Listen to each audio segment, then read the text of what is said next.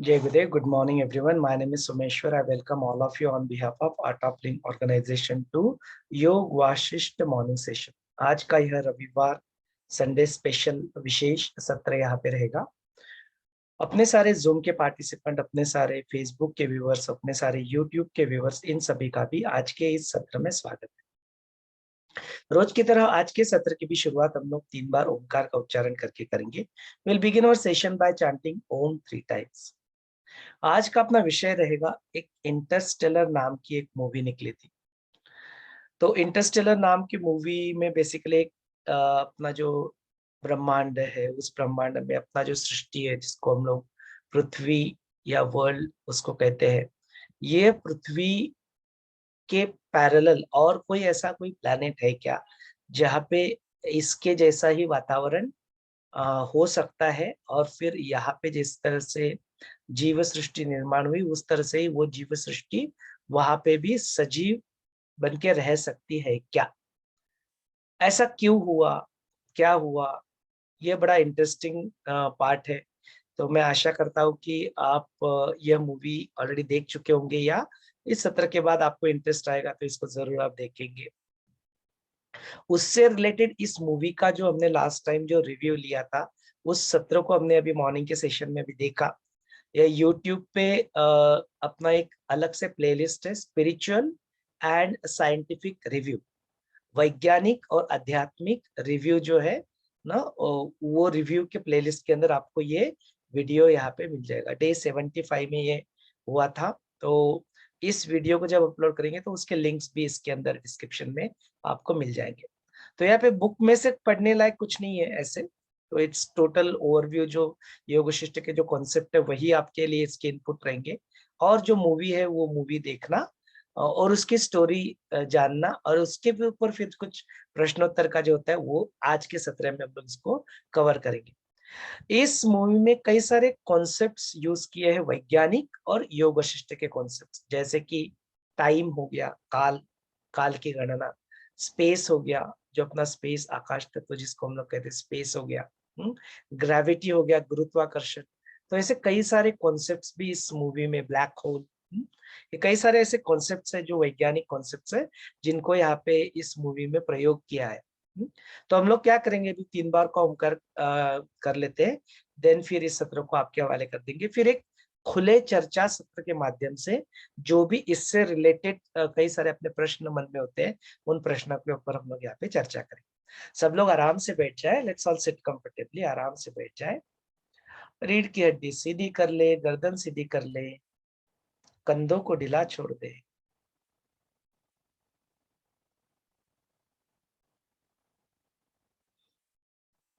एक साधारण सांस अंदर ले और छोड़ दे। एक गहरी लंबी सांस अंदर ले, पूरी तरह से छोड़ दे, खाली हो जाए। ओमकार उच्चारण के लिए गहरी लंबी सांस अंदर ले। ओ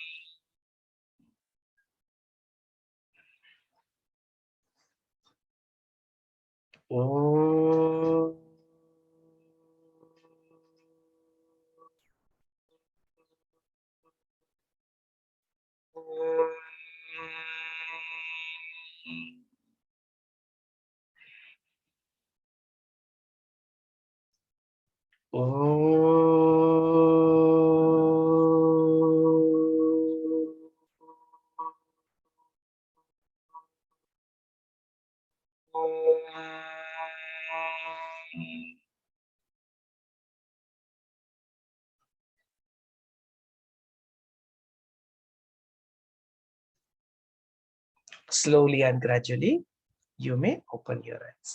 धीरे धीरे अपनी प्यारी सी आंखें खोल सकते। चलिए इस सत्र को अभी आपके हवाले कर देते हैं। अनम्यूट का ऑप्शन यहाँ पे खुला हुआ है। इसके ऊपर जो भी खुले मन से जो भी प्रश्न अपने मन के अंदर है, या कुछ आप अपनी तरफ से भी कुछ कंट्रीब्यूट करना चाहते हैं तो that is also fine. No, एक जस्ट खुले चर्चा सत्र के रूप में इस सत्र को आगे बढ़ाते हैं। Over to you all. जय गुरुदेव। Jai Gurudev. A very good morning to all of you.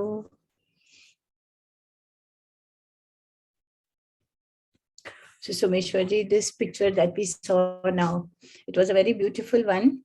And the whole plot behind this was how to take the farmers to the other planet, for the life to go ahead. That was very nice.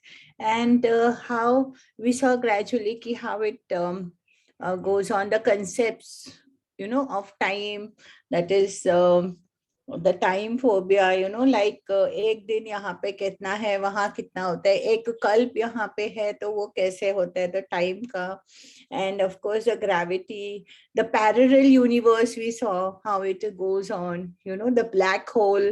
So all these concepts, even the Chitakash, many of them together. So you can just, guide us some thoda, little, some highlights on that, some flash on the these things, and of course on the thought level also, how it is, and the dreams, that is the main thing that we are doing it here in Yog Vashisht, how it is linked to the dreams that we are, looking at here, and even on the intuition levels, how it works, right?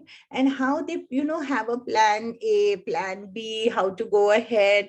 And then Merck has a decoding. That was also very beautiful, how she decodes that STAY, that you be there, just be there. And, all those things, they were very, very interesting, and really to look at, and quite a lot of to understand from all these things also in our daily life.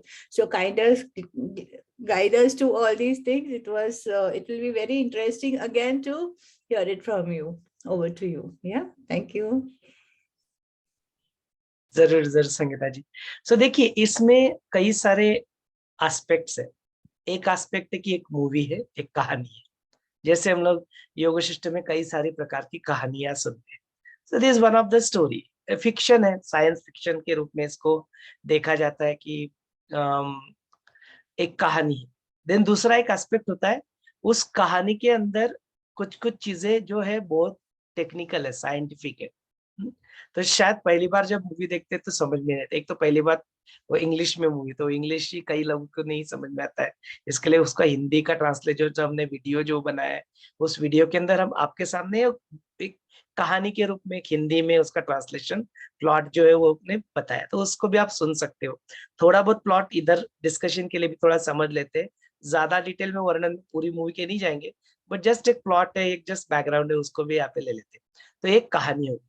दूसरा हो गया कि उसके अंदर की कुछ technical चीजें जो है, नो, दैट इज साइंस, विज्ञान जिसके पीछे है, नो, दैट्स अ वैज्ञानिक concept, it's a scientific concept. वो एक कॉन्सेप्ट है, that is the second view point यहाँ पे। और जो थर्ड व्यू पॉइंट है, which is a spiritual view point, no, आध्यात्मिक कहाँ से इन्होंने ये कॉन्सेप्ट उठाया हो सकता है, या इनसे पहले किन्होंने यही कॉन्सेप्ट के ऊपर कुछ वर्तन या कुछ भाष्य किया हुआ है क्या, वो होता है आध्यात्मिक कॉन्सेप्ट। और जो चौथा एस्पेक्ट होता है इसका, रियल लाइफ एप्लीकेशन। अपनी जीवन को जीते जीते इस स्थिति प्रकरण में यदि देखते तो अपनी जीवन में, इसी जीवन में जीना है तो कैसे जी। तो इन मूवीज से हमें क्या सीख मिल सकती है, प्रैक्टिकल लाइफ में हम लोग क्या इससे सीख सकते हैं। तो दीज आर द चार एस्पेक्ट। तो इन चारों एस्पेक्ट के ऊपर आज का सत्र बेस रहेगा, और अपने प्रश्नों की कैटेगरी भी इन चारों एस्पेक्ट के ऊपर हम लोग फोकस करके उसको इसको देखेंगे। तो सबसे पहला इंपॉर्टेंट चीज है, before we take more questions, हम लोग क्या करते हैं, इसकी भूमिका पहले बना लेते हैं कि मूवी है क्या। एक सिंपल 4-5 मिनट से ज्यादा नहीं, उससे कम समय में हम लोग जैसे मूवी को देख लेते कि मूवी है किसके बारे में।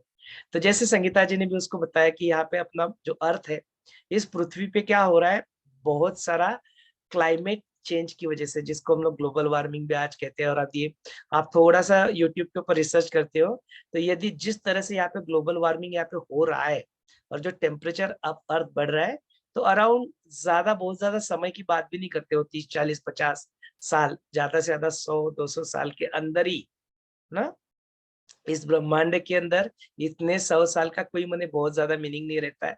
बोले इतने ही सालों में यदि इस पृथ्वी का टेम्परेचर और 2-4 डिग्री से ही बढ़ गया, तो भी यहाँ पे many species can not survive, है ना।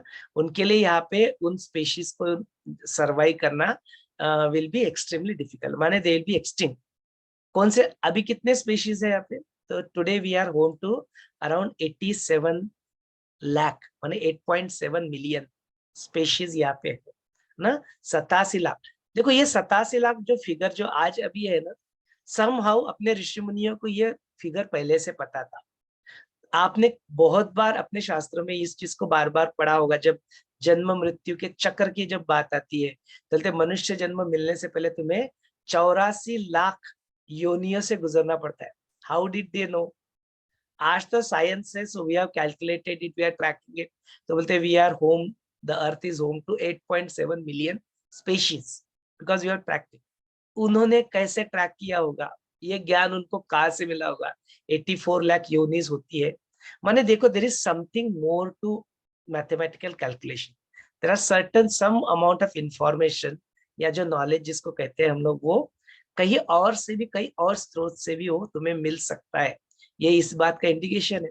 अदरवाइज उस तरह का रिसर्च, उस तरह का ये, या हाँ, इस जो अभी जो रिसर्च चल रहा है उससे भी कई गुना ज्यादा प्रगत टेक्निक्स उनके पास थे, तभी तो ना उन्हें सारी इंफॉर्मेशन और ये ज्ञान को प्राप्त हुआ। दिस इज एन इंडिकेशन कि always have a faith and belief and श्रद्धा इन व्हाटएवर इज देयर। हो सकता है कि तुम्हारे साइंस के पर्सपेक्टिव से आज उसको तुम प्रूव नहीं कर पा रहे हो, तुम नहीं प्रूव कर पा रहे हो, इसका मतलब ये नहीं है कि जिन्होंने किया था उनको जाना था वो गलत है। No, that is a very important learning here. So 84 lakh योनिस एक शब्द प्रयोग अपने शास्त्रों में इससे कई बार पहले हो चुका है।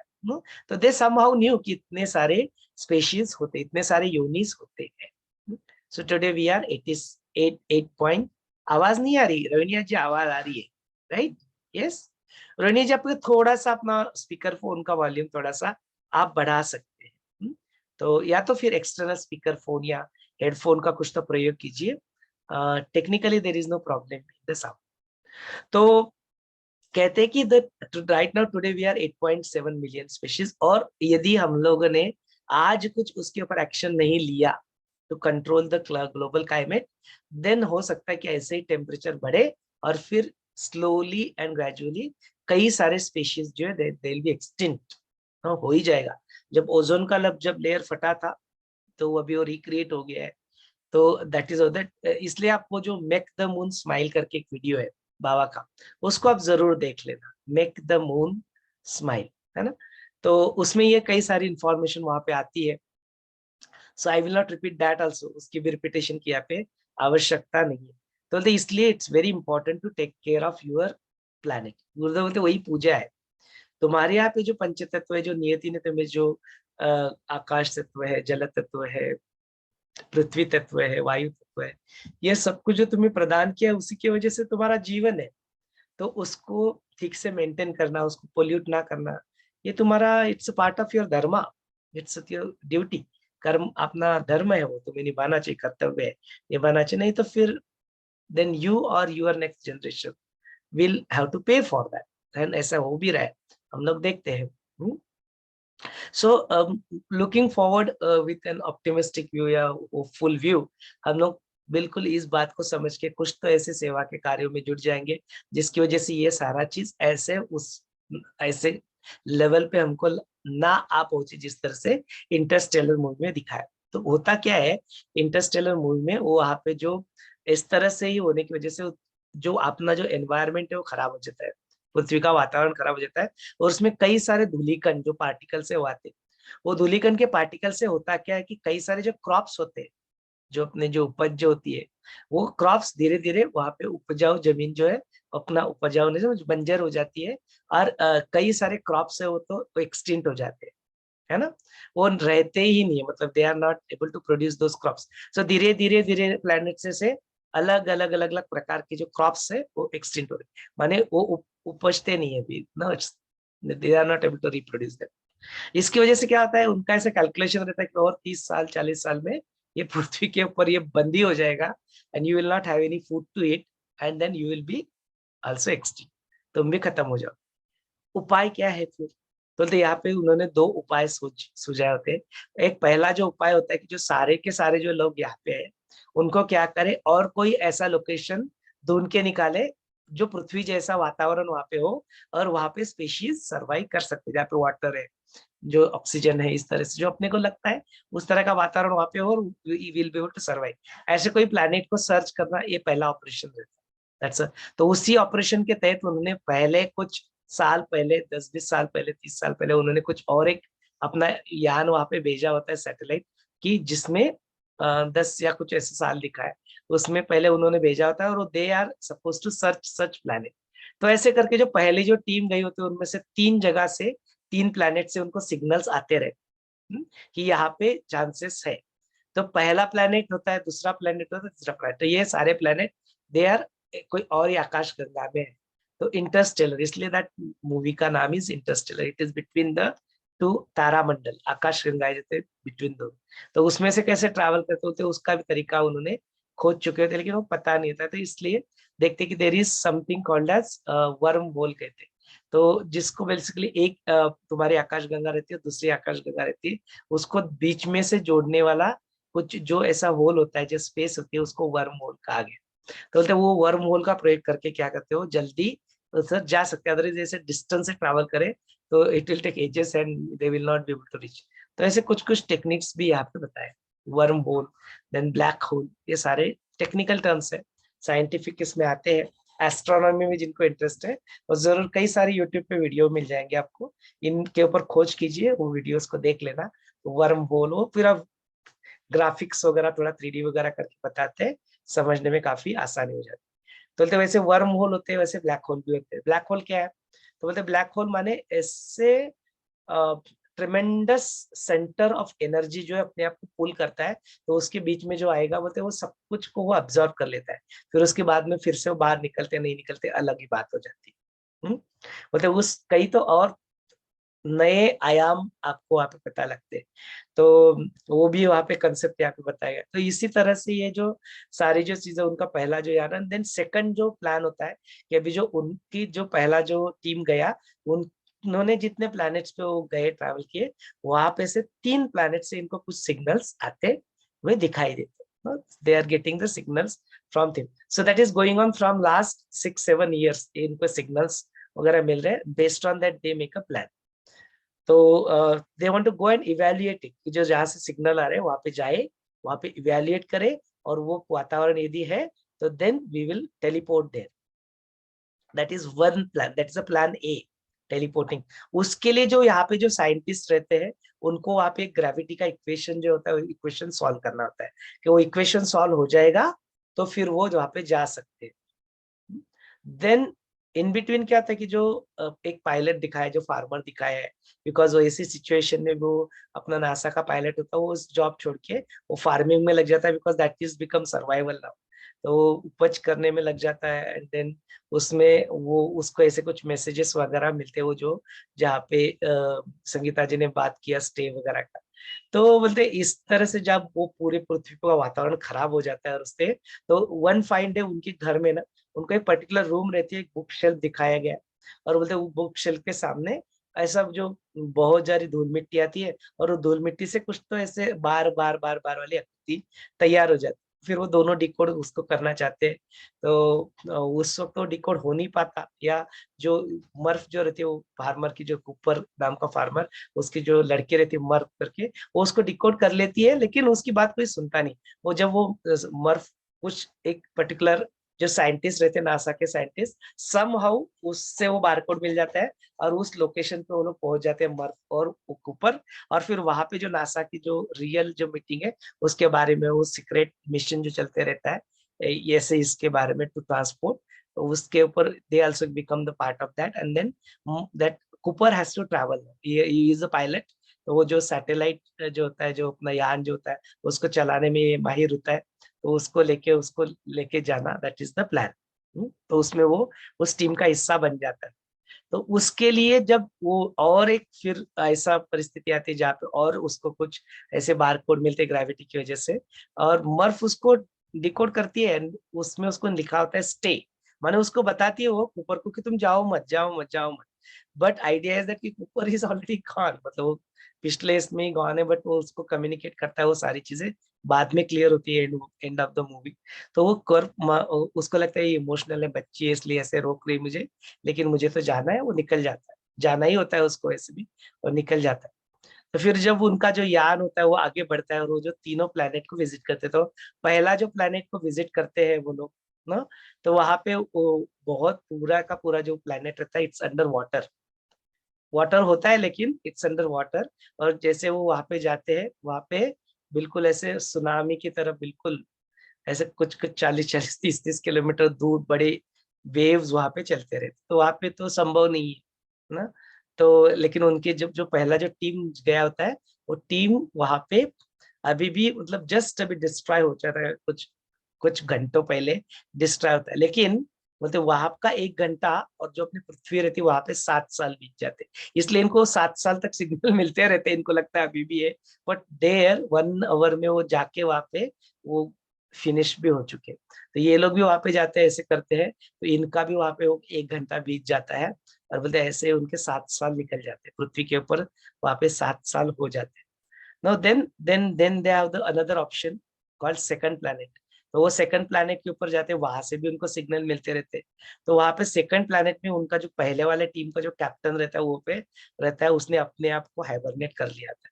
ना हाइबरनेट करना माने क्या, वो अपने आप को उसके अंदर कैप्सूल के अंदर बंद करके वो हाइबरनेट हो जाता है वहाँ पे। वो एक प्रक्रिया दिखाई।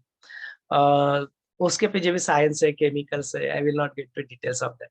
तो बोलते हैं वो होता है, तो फिर जब वो वहां पे जाते हैं ये सेकंड प्लैनेट पे, फिर वो उसको वो उससे निकालते हैं, फिर उनका जो इंटरेक्शन होता है, तो आइडिया इज दैट कि वो पर्टिकुलर जगह इसके लायक नहीं होती है ना।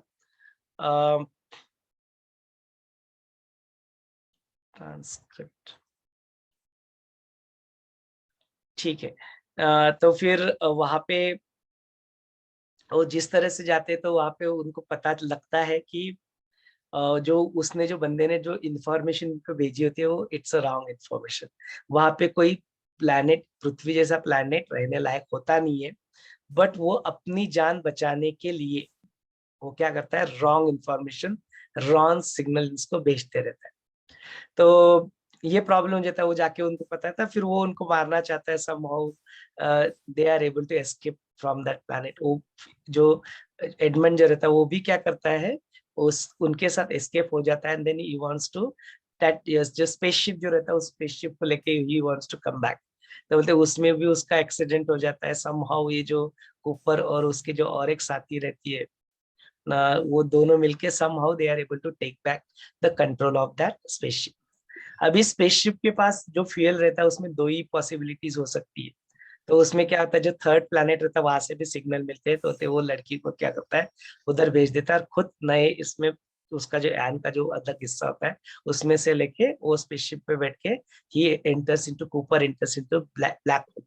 और फिर वो ब्लैक होल में घुसने की वजह से he gets access to the other dimension of the world, जो हम लोग पैरेलल यूनिवर्सेस वगैरह उनसे की बातें करते हैं। और उसके लिए dimension, time just becomes a dimension. And then ये जो पृथ्वी पे जो मर्फ रहती है वो बड़ी हो चुकी होती है, वो भी साइंटिस्ट की टीम को ज्वाइन कर लेते हैं, और उसके जो साइंटिस्ट रहते हैं वो उनका देहांत हो जाता है, एंड देन जो मर्फ रहती है she continues to do that research on that gravity equation को सॉल्व करने के लिए। और फिर ऐसा दिखा गया कि उसको सॉल्व करने के लिए उसको क्वांटम डेटा की आवश्यकता होती है, बट दैट क्वांटम डेटा जो जो कूपर जो जाता है ब्लैक होल के अंदर, ही गेट्स एक्सेस, और अपने आप को जो पर्टिकुलर जो उनका बुक शेल्फ रहता है, बुक शेल्फ के पीछे वाली कुछ जगह रहती है, उस जगह का समहाउ ही गेट्स एक्सेस। और फिर वो क्या करता है, अपने टाइम ट्रेवल में वो देख पाता है कि he is able to interact with that Murph when, जब वो छोटी थी, जब वो मर्फ बड़ी हुई है उसके साथ इंटरेक्ट करा है। माने इसके लिए तो कई सारे साल गुजरे, बट कुपर के लिए it is just a time, मतलब जस्ट एक बुक के पन्ने पलटने जैसा उसके लिए होता है। You can watch this section, तो ये टाइम फ्रेम, दिस सेक्शन पे टाइम फ्रेम, इस तरह से कॉन्सेप्ट बताया। And then he is able to communicate. तो कैसे कम्युनिकेट करे, तो बोलते एक एलिमेंट से दूसरे एलिमेंट में, एक यूनिवर्स से दूसरे एलिमेंट में कम्युनिकेट लाइक करने लायक कुछ चीज होती है, तो बोलते दैट इज ग्रेविटी। तो इसलिए वो ग्रेविटी का ही प्रयोग करके वो कम्युनिकेशन करता है, मतलब जो स्टे जो लिखा रहता है वो कम्युनिकेशन भी वही उसको भेजता है कि उसको रोको उधर ना, यहाँ पे आएगा तो ऐसे फंसेगा वो तो ये इस तरह से दिखाते हैं। देन दूसरे भी जो होते हैं तो बोलते हैं उसी का प्रयोग करके, उसी ग्रेविटी का प्रयोग करके he gets that quantum data, because वो उस जग में चला जाता है तो उसको वो क्वांटम डेटा मिल जाता है। और वो क्वांटम डेटा मिलने की वजह से वो क्या करता है, उनको फिर वो क्वांटम डेटा मर्फ को भेजता है। समहाउ मर्फ क्या करती है, उसको समझ लेती है कि there is somebody who is communicating, somebody is trying to communicate something, and बोलते it is Cooper only, it is my father only who is trying to communicate something with me। और फिर वो उसको क्वांटम डेटा को ले लेती है, and finally using that quantum data now she is able to resolve that equation. तो अभी उनके पास वो एक्सेस है कि दे कैन टेलीपोर्ट, जो पृथ्वी के जो लोग हैं दे कैन बी टेलीपोर्टेड। तो उसको उसी मैकेनिज्म के इक्वेशन को सॉल्व करके उस टेलीपोर्ट को लेके वो क्या करते हैं, इन बिटवीन द स्पेस एक स्पेस स्टेशन नया ही अपना एक जगह बना लेते हैं, और कई सारे लोगों को वहां पे पृथ्वी से टेलीपोर्टिंग वहां पे शुरू कर देते हैं, चालू करना। इन बिटवीन क्या होता है, ये जो कुपर होता है वो भी कुपर उस यान में उनको मिलता है, दे सर्च फॉर हिम, तो they get somehow access to him, तो they also bring him to that space station. और जब वो मूवी का एंड होता है यहाँ पे, वहाँ पे वो देखता है कि Cooper he come back to air, तब तक यहाँ पे पृथ्वी के अनुसार 129 ईयर्स 130 ईयर्स कुछ तो हो गए, जबकि उसके लिए कुछ घंटे ही हुए होते, because he is in other dimension. तो वो बोलते हैं फिर वो वहां से फिर से वो it now goes to the that Edmund's planet, जो आखिरी प्लैनेट होता है जहाँ पे उसने अपनी जो डॉक्टर जो रहती है उसको भेजा होता है, she also keep sending him signal. तो वो वहां पे जाके फिर movie ends there that somehow they have somewhere in between where to stay back, and they have found a planet where exactly the same kind of environment as Earth is there, and now they are able to teleport all the people from here to there। इस तरह से ये movie है। इसमें इनका plan B भी होता है कि यदि ये वर्क नहीं करता प्लान ए, तो क्या करेंगे, जो अपने सारे जो स्पीशीज, जो अपना मनु की जो अपनी कहानी है, राजा मनु की जो कहानी है कि जो अपना पूरा यहाँ पे पृथ्वी पे प्रलय आने वाला होता है, and then the Narayan who takes the Matsya Avatar tells him कि तुम क्या करो, सारे स्पीशीज के जो है, तो सारे सप्तऋषि, सारे स्पीशीज के एक एक टाइप के योनि के लोग वहां पे वो शिप के ऊपर ले लो। तो ये लोग भी प्लान बी में ऐसा ही कुछ प्लान करते हैं कि टेक द डीएनए। अब अभी उस वक्त तो डीएनए वगैरह कुछ था नहीं, तो दे एक्चुअली लोग दिखाते समय सीरियल में दिखाते कि हर एक टाइप का एक एक लोग बिठा दिया हुआ। अभी तो साइंस प्रगत हो गया है, फिक्शन में मूवी में दिखाया। तो they take the DNA of each and every species. So जो 8.7 मिलियन स्पीशीज उसके डीएनए वहां पे वो ले लेते, तो साथ ही उसको फिर वहां पे जब वो पृथ्वी जैसा जो प्लेनेट उनको मिल चुका है, उसके ऊपर जाके उसको रिप्रोड्यूस वहां पे कर सके। That's the plan. माने एटलीस्ट ये नहीं प्लान ए वर्क करता है टेलीपोर्टिंग वाला, तो एटलीस्ट प्लान बी स्पेसशिप में बैठ के वहां पे चले जाओ और उस प्लेनेट के ऊपर नया बनाओ। ये बट इनकी केस में वो कुपर की वजह से दोनों वर्क, दोनों माने प्लान ही सक्सेसफुल हो जाता है। इस तरह से Interstellar movie, this is a background. अभी इस बैकग्राउंड को लेके इसमें कई सारे अच्छे अच्छे कॉन्सेप्ट आते हैं। तो जो पहला कॉन्सेप्ट आता है वो टाइम का कॉन्सेप्ट आता है, दूसरा कॉन्सेप्ट आता है ग्रेविटी के कॉन्सेप्ट आता है, तीसरे कुछ उसमें वैज्ञानिक कॉन्सेप्ट आते हैं, कुछ अध्यात्म के कॉन्सेप्ट आते हैं उसके प्रैक्टिकल लाइफ में। तो अभी मैं क्या करता हूँ, इस सत्र को आपके हवाले कर देता हूँ। आप कुछ इसके अंदर स्पेसिफिक कुछ प्रश्न है ना, तो उसको पूछ सकते हैं, फिर उसके ऊपर हम लोग चर्चा करेंगे। उस तरह से सत्र को यहाँ पे आवे। So, with setting that as a background, let's continue the Q&A session. Over to you.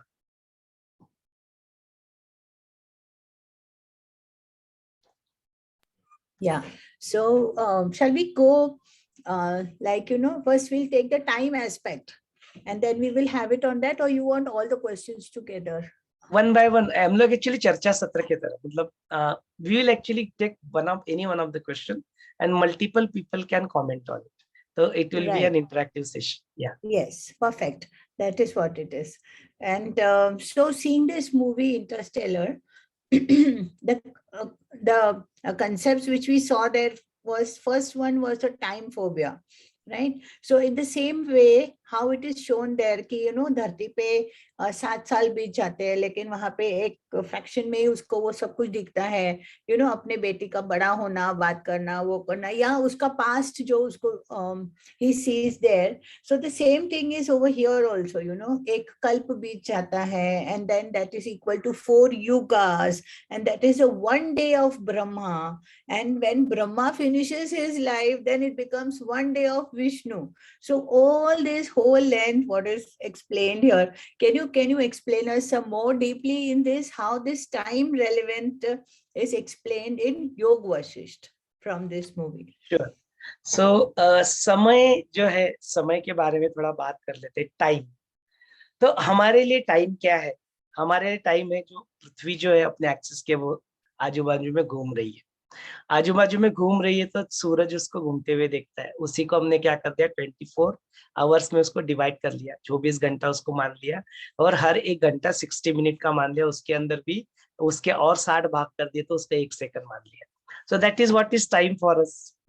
Then इसको ऐसी जो पृथ्वी जो 24 घंटे घूमती रहती है, तो ऐसे पृथ्वी को सूरज के अराउंड ऑर्बिट करने में अराउंड 365.25 इतना टाइम लगता है। वो जो ऊपर का जो 0.25 है वो हर 4 साल के बाद एक पूरा दिन बन जाता है। तो हम लोग वो 366 डे जो अपना लीप ईयर होता है, उसको लीप ईयर में February में 29th डे करके उसको एडजस्ट कर लेते। तो that is how we adjust that 0.25। तो 365 दिन और 0.25 जो हाफ 1/4 ऑफ द डे होता है, उतना अपना ऑर्बिट लगता है पृथ्वी को सूर्य के आजू बाजू में घूमने के लिए। उसके लिए हमने 1 साल बोल दिया, माने 24 घंटे जो एक प्रदक्षिणा अपने एक्सिस के करता है, वैसे करते करते वो 365 दिन ले लेता है to complete its orbit around the sun. ये हो गई काल की गणना। सो अपनी काल की गणना is completely based on solar system और पृथ्वी का अपने आर्च में घूमना और उसका सोलार के सूर्य के सामने आजू बाजू में घूमना। अब इसकी जो काल गणना यहाँ पे हो रही है वो कहीं और के लिए काल गणना के लिए कैसे एप्लीकेबल होगी? It will be different. Forget about any other planet. और अपने सैटर्न का ही एग्जांपल ले लो। अभी सैटर्न जो है उसका ऑर्बिट जो है वो बहुत बड़ा है, तो उसके कैलकुलेशंस भी it's all available on Google, आप देख सकते हो। वो अपनी पृथ्वी के ऑर्बिट से बाहर है, इसके लिए उसको ज्यादा टाइम लगेगा, कुछ तो 117 साल वगैरह उसको कुछ लग जाते हैं अपने कंपैरिजन में। There is that calculation is there, I don't know exact calculation, देखेंगे तो मिल जाता है। देन बोलते पृथ्वी के अंदर वाले जो कुछ प्लैनेट है वो तो 365 दिन बोलो 86 डेज में उसकी भ्रमण कंप्लीट हो जाती है। इन कंपैरिजन, रिलेटिव बोल रहा हूँ मैं, इन कंपैरिजन टू अपना जो टाइम फ्रेम है उसमें 86 दिन हो जाते, तो उसको वन ऑर्बिट सूर्य के आजू बाजू में कंप्लीट हो जाता है। तो जितने तुम सूर्य के पास रहोगे उतने कम टाइम में आपका ऑर्बिट कंप्लीट हो जाएगा, जितने दूर रहोगे उतना ज्यादा समय वहां पे लगेगा। तो यही पे तो समय की जो है रिलेटिवनेस है, it is relative in relation to what you are explaining. उसके अनुसार उसको हमको रिलेटिव टर्म में उसको एक्सप्रेस करना पड़ेगा। व्हेन वी कंसिडर कि 86 डेज वहां पे लग रहे हैं और यहाँ पे इतने साल लग रहे हैं, it is in relative to what, it is in relation to we as a reference point, human year, पृथ्वी एज अ रेफरेंस पॉइंट लेके उसको हम लोग व्यक्त करें। और रेफरेंस पॉइंट यदि बदल जाएगा तो बदल जाएगा, बाकी की सारी चीजें भी बदले। बोलते ऐसे ही ये कॉन्सेप्ट होता है। ऐसे ही जब होता है, ये तो अपने एक सोलार सिस्टम की बात है, लेकिन ऐसे कई सारे सोलार सिस्टम्स और भी यहाँ पे है। तो हम लोग तो देखते ही है, कई सारे प्लैनेट्स है, कई सारे तारे यहाँ पे है, कई सारी आकाश गंगाएं यहाँ पे, मिल्की वेज नो कई सारे हैं। तो बोलते ऐसे कई सारे आकाश गंगाएं हैं। तो फिर बोलते वहां पे जो प्लैनेट्स रहते हैं, वहां पे प्लैनेट्स और यहाँ पे जो प्लैनेट, उसकी जो काल गणना आती है उसमें डिफरेंस होता है। तो बोलते कुछ कुछ जगह पे एक ही उनका साल बीतता है या एक ही घंटा बीतता है, तो यहाँ पे पृथ्वी पे 7 साल गुजर जाते हैं। ये कॉन्सेप्ट है टाइम का। तो अपने हिसाब से जो टाइम का जो कॉन्सेप्ट है, तो अपनी जो एंशियंट जो ऋषि मुनि थे, बोलते ये काल की गणना को वो भी और बहुत अच्छी तरह से जानते थे। तो बोलते हैं उसमें कई सारे टर्मिनोलॉजी, जैसे आज हम लोग कहते हैं nano second, second, minute, hour, then we say day, then we say week, then we say okay 15 days, then we say 1 month, then we say quarter, then we say semi annual, जो बोलते then annual यानी एक year, and that's after that it just number of years. फिर उसको number of years कहते हैं। फिर बोलते जैसे जैसे आगे बढ़ता है ईयर्स के बाद में जो टोटल नंबर ऑफ ईयर्स पकड़ के फिर बोलते हैं देयर इज वन युग बन जाता है। फिर वो युग ऐसे 4 युग बोलते हैं, बोलते एक महायुग बन जाता है। बोलते एक महायुग का जो कालखंड होता है, वो एक महायुग का कालखंड अराउंड से 43 लाख का होता है।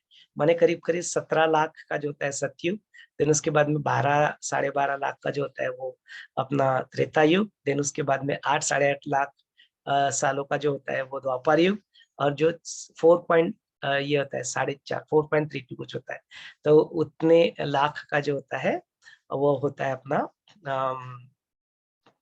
कलयुग। तो बोलते ये टोटल इसके ऐड करो तो it comes to 43 lakh. 43 lakh माने 4.32 मिलियन ईयर्स। तो बोलते उसका एक महायुग बन जाता है। तो बोलते ऐसे जो होते ऐसे जो महायुग जो बनता है, तो बोलते ऐसे महायुग में क्या होता है, एक ही इसमें वो कल मतलब सृष्टि की उत्पत्ति भी हो जाती है और उसका अंत भी हो जाता है, दैट इज कॉल्ड एज महायुग। माने एक महायुग खत्म हो गया माने सृष्टि उत्पन्न होगी खत्म हो गई, फिर से उत्पन्न होकर खत्म होगी, इस तरह से। तो ये चलते रहता है। बोलते दैट महायुग इज इक्विवेलेंट टू जो अपने जो ब्रह्मा होते हैं उनका एक दिन होता है। तो दिन और रात माने रात में कुछ होता नहीं है, देर इज नो उत्पत्ति हैपनिंग, सुषुप्ति में रहते हैं, और पूरे दिन में सुबह उत्पत्ति हो जाती है, शाम तक डिस्ट्रक्शन भी हो जाता है पूरी तरह से। तो बोलते ब्रह्मा जी का एक ही दिन होता है सिर्फ, उसमें ये महायुग सारे बीतते रहते हैं। इस इन युगों के बारे में, महायुग के बारे में और एक भी चीज कहा गया है। तो बोलते कोई भी जो होता है उसमें क्या होता है, 14 मनु आते हैं। तो बोलते वो 14 मनु के जो कालखंड होता है उसमें ये कंप्लीट होता है। तो बोलते अभी जो चल रहा है वो 7th मनु चल रहा है, ऐसे 14 मनु होते हैं। उन मनुओं के नाम क्या थे, वो जो मनु के ऊपर सेशन लिया था उसमें भी हमने वो कवर किया था। तो देन ऐसे इसको लॉगरिथम स्केल के ऊपर यदि देखे थे तो 10⁻⁻⁷ के लेवल से इनको पता था उसको, सतरेणु ये ऐसे इस तरह से, फिर अणु वगैरह इस तरह से सारी हो गया जो काल मापन की जो थी उसको वो कहते थे। फिर उसी के अंदर वो घटिका भी वर्ड आता है, उसी के अंदर फिर वो मुहूर्त भी एक वर्ड आता है, ये सारे काल के मापन थे नो। इसके ऊपर फिर आगे जाल के फिर ये युग आता है, महायुग आता है, फिर ब्रह्मा का एक दिन आता है, फिर विष्णु जी का एक दिन आता है, फिर शिव जी का एक दिन आता है।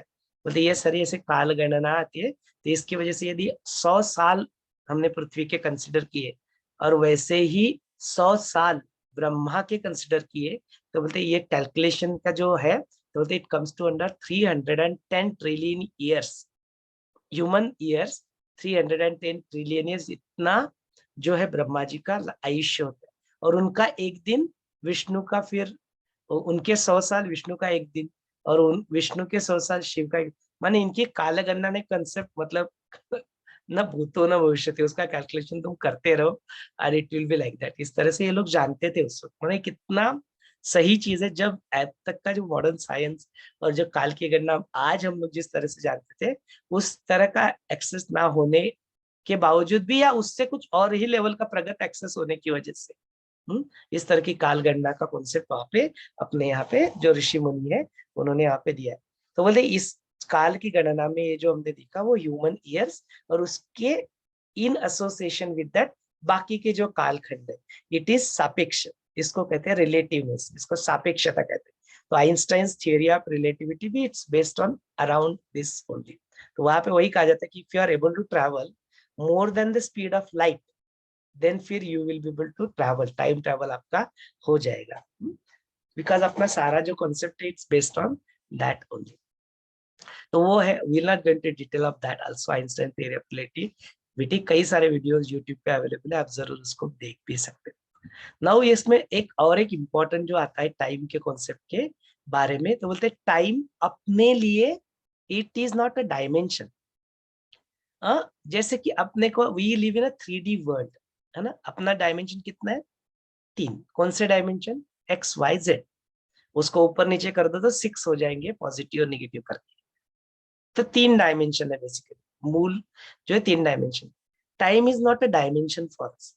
लेकिन किसी जगह पे कुछ मीट करना है तो how do you have to specify, you have to specify the point in this X Y Z context, and then you have to mention when you want to meet, where will be by xyz।